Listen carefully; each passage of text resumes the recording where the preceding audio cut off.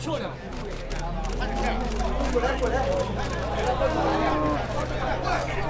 把那个木板拿开了，把那个木头拿开，把那木头拿开。此时，这具黑色棺木正在被工作人员给打开。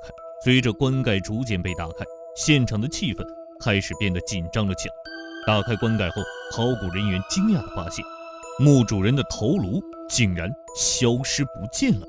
这天，安徽省六安市正准备修建一处游乐场，当施工机器正在工作的时候，工人发现这片泥土的颜色跟刚挖掘的泥土颜色不太一样，因为在这片地方曾发现过战国到汉代的古墓，难道这下面是一处古墓吗？当意识到很有可能是一处古代墓葬后，施工人员赶紧联系了六安市的考古研究所。接到电话后，文物部门立刻派一支考古队赶到了现场。经过对现场勘探后，考古人员发现这里有2处地方有五花夯土的出现。从五花夯土的范围来看，这2座墓葬的规模非常的庞大。考古人员先对这2座古墓进行了编号，位于北边的墓葬命名为 M566， 位于南边的墓葬命名为 M585。经过初步勘测，北边的墓葬长约7米，宽约5米，南边的墓葬长约9米，宽约6米，2座墓葬之间相距近10米左右。这2座墓葬来自什么年代？墓主人又是谁呢？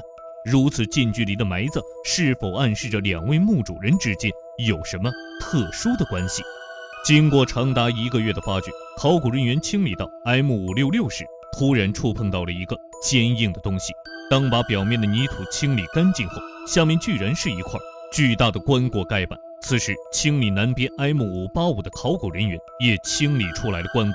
从棺椁露出来的轮廓来看，面积比 M566 要大很多。令人欣喜的是，这2具棺椁都没有出现被破坏过的痕迹。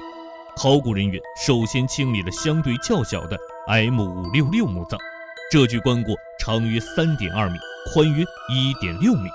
考古人员在棺椁旁边的外藏椁中发现了不少的随葬品，这些随葬品大部分以铜器、陶器为主。当考古人员清理到一件铜鼎时，发现里面有大量的动物骸骨。这一发现在当时可是引起了不小的轰动。后来，当专家对里面的物质进行检验后得知，这些是当初下葬时所杀的牛和猪，由于时间久远被腐烂了，再加上地下水的进入，就变成我们刚看到的骨头汤的样子。当把外藏椁中的随葬品清理完之后，考古人员们就开始准备打开棺椁了。由于挖掘现场有很多人观看，为了安全起见，考古人员决定把棺木运到博物馆中进行打开。在博物馆中，经过艰难的拆解，众人终于将内棺的盖板给打开了。但是打开之后，棺内充满了浑浊的液体。经过检测后，这些物体是墓主人身上所穿的衣物腐烂后所遗留下来的。在排光污水和清理完腐烂的丝织品后，一副清晰完整的人体骸骨出现在了众人面前。这具尸骨保存得十分完整，在头骨的附近还有一团发髻，在发髻上还插着一个骨质的发簪，在人骨之间还散落着很多形态各异的玉器。这些玉器上面雕刻的精美花纹还隐约可见，从它们摆放的位置依稀可以看出墓主人下葬时的华贵装饰。此时，南边的 M585 也开始了清理和发掘。漂亮！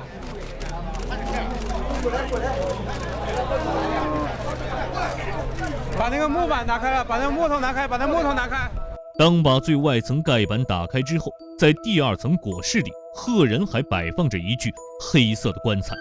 随着通体乌黑的内层棺椁的出现，现场的气氛变得紧张了起来。有一些围观群众甚至不敢继续观看下去。在内棺的底部，考古人员还发现了当初古人搬运棺材时所使用的麻绳。此时，考古人员正在准备将这具棺椁也运往博物馆进行开棺。打开内棺之后，棺中也存在了大量的积水。当把积水排干后，考古人员被眼前的一幕所震惊了。棺椁中的骸骨显得凌乱不堪，而且当考古人员找遍关内所有的遗骨后，却唯独没有发现墓主人的头骨。关外厚葬，关内薄葬，关内的遗骨凌乱地摆放着。这些问题让所有的考古人员都疑惑不解，墓主人的头骨去了哪里？并且在内棺中也没有发现其他的陪葬品。在清理完 M585 内棺之后，这2座并列的墓葬已经完全清晰地呈现在世人的面前。他们到底来自哪个年代？这2位墓主人之间又有何关系呢？由于这种墓葬形式在东周时期非常常见，想要确定墓葬的具体年代和墓主人是谁，需要通过墓中的随葬品来进行判断。因为这2座墓葬并没有被盗掘过，所以随葬品也是非常完整的。这是在 M585 墓葬中发现的4件铜戈，这种器物在商周和战国时期非常盛行。经过专家的对比后发现，这件器物与河南、湖北等地的战国早期的楚墓中的戈非常相似。在随葬品中还出土了4枚铜镜，它们不但保存得十分完好，并且在背后还有很多精美的纹饰。其中在3枚铜镜中都有斜体的3字构成。不过奇怪的是，每面铜镜的山字数量都不相同。这些山字后面又为我们隐藏了什么信息呢？战国时期，楚国是最重要的铜镜产地。到了战国中期，山字铜镜的山字由短粗变得消瘦，底纹也更加的复杂。这是一件在 M566 中出土的铜壶。这件铜壶不论是做工还是纹饰都非常的粗糙，就像是专门用来当随葬品所铸造的一样。但是在 M585 中出土的这件铜壶，无论是在做工、造型、纹饰上都十分的精美。专家通过对这件铜壶上面磨损的地方进行分析后判断，这件物品很有可能是墓主人生前经常使用的。也就是说，这件铜壶的年代早于墓主人的下葬年代。后来又通过墓中其他随葬品和同时期的墓葬对比分析，专家们发现这座大墓非常符合楚国丧葬的制度。经过专家的不断求证，终于判定这2座大墓的主人来自战国晚期的楚国，他们的年代之谜被解开了。那么接下来就是解开墓主人的身份了。此时的考古人员正在对这2座墓葬的主人的骸骨进行研究。经过分析得知， M585 墓主的骨骼除了颅骨缺失之外，其他部分基本完整。由耻骨、盆骨等部位分析得知， M585 墓主人是一位男性，死亡年龄大概在35到39岁之间。M566 墓主人的盆骨骨面细腻，颅骨较小，肢骨、锁骨都十分的纤细，都非常符合女性的身体特征。